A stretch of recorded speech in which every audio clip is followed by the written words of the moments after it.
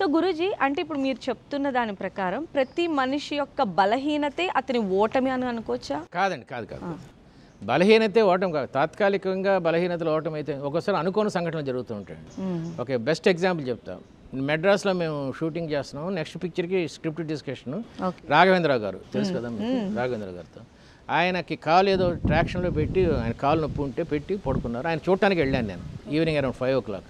ఆయనతో మాట్లాడి స్టోరీ గురించి చెప్పి రుద్రనేత్ర అనే సినిమా చేస్తున్నాం. ఆయనతో మాట్లాడి బయటకు వస్తూ ఉంటే కారు దిగి ఒక కుర్రోడు కనబడ్డాడు. He was my old friend. 15 సంవత్సరాల క్రితం అతను రంగస్థలంలో నాటకం ఆడటానికి ఎక్కుతూ ఉండగా మేమందరం గౌరవంగా నిలబడి ఉండేవాళ్ళు. మా కాంపిటేటర్ అతను, అయినా కూడా అంత గొప్పవాడు అనమాట. ఆ తర్వాత సినిమాల్లోకి వెళ్ళి టాప్ విలన్ అయిపోయాడు, కమేడియన్ అయిపోయాడు. అతని పేరు నూతన్ ప్రసాద్, మీకు తెలిసే ఉంటుంది. ఈ నూతన్ ప్రసాద్ అనే అతను 3 షూటింగ్స్లో 3 ఇచ్చేవాడు అండి. ఒక కంపెనీకి మార్నింగ్, ఒక కంపెనీకి మధ్యాహ్నం, ఒక కంపెనీకి సాయంత్రం అలా ఇచ్చేవాడు. అతను కనబడి హలో గురు చాలా రోజులైంది ఎట్లా ఉన్నాను అక్కడే గోడ దగ్గర నిలబడి మాట్లాడుకున్నాం. తన భవిష్యత్ ప్లాను, రాబోయే సినిమాలు, పెట్టబోయే ఇండస్ట్రీ ఇవన్నీ చెప్పుకుంటూ వచ్చాడు. తర్వాత షేకాన్ని తీసుకుని వెళ్ళిపోయాడు. మరుసటి రోజు అతను కారు దిద్దిన కాపురం సంథింగ్ దాంట్లో కింద పడి మొత్తం ప్యారలైజ్ అయిపోయాడు. దీనికి అతని బలహీనత ఏం లేదండి, మీకు అర్థమైంది కదా. ఈ ప్రాబ్లంకి బలహీనత ఏం లేదు. లైఫ్ లాంగ్ అతను అలాగే ఉండిపోయాడు చివరి వరకు కూడా. కానీ అతను ఎప్పుడు తర్వాత కలిసినా చెప్పి ఉండేవాడు, మనం అనుకోని ప్రమాదాలు జరుగుతూ ఉంటాయి, ఫ్యూచర్ని ఎప్పుడైనా ఊహించుకొని అనుకోని ప్రమాదం జరిగితే ఎలా ఉండాలి అనేది ఫ్యూచర్లో ఊహించు, ఆ ప్రమాదం తాలూకు డెన్సిటీని కొంచెం తగ్గించుకోవచ్చు.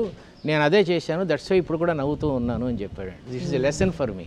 అయితే గురూజీ మరి ఇలాంటి అన్ఎక్స్పెక్టెడ్ ఇన్సిడెంట్ జరిగిన, ఇలాంటి థ్రెట్స్ మన లైఫ్లో వచ్చిన వీటిని ఎలా ఓవర్కమ్ చేయాలంటారు? అతను చెప్పిందేనండి, నీకు యవ్వనం ఉన్నప్పుడు, శక్తి ఉన్నప్పుడు, పునాది తవ్వుతున్నప్పుడే కొంత డబ్బు రూఫ్ కోసం కూడా పెట్టుకో. పునాది తవ్వుతున్నప్పుడే కొంత డబ్బు రూఫ్ కోసం పెట్టుకో అని. ఇది ముఖ్యంగా నేను వీళ్ళు ఎవరు మన కంప్యూటర్ ఇంజనీర్స్ సడన్గా ₹1,00,000 జీతం వచ్చాడో చెప్తూ ఉంటాను.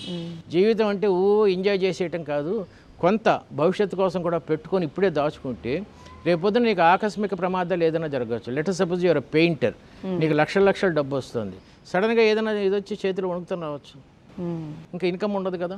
నీ చేతి రాదు బ్రహ్మాండంగా ఉంటుంది, దాని మీద నువ్వు బిజినెస్ చేస్తున్నావు, సడన్గా ఇది ఏదైనా అవ్వచ్చు. కాబట్టి భవిష్యత్తు కోసం, నీ పిల్లల కోసం, తల్లి కోసం, తండ్రి కోసం కొంత దాచుకో. ఈఎంఐలతో జీవితం కంటిన్యూ చేయకు, అది చాలా పెద్ద బర్డెన్లా వచ్చి నీకు పడిపోతుంది. మన గత ఎపిసోడ్స్లో చాలా డిస్కస్ చేశాను దీని గురించి. ఈఎంఐ కల్చర్ అనేది చాలా డేంజర్ కల్చర్ అని చెప్పేసి.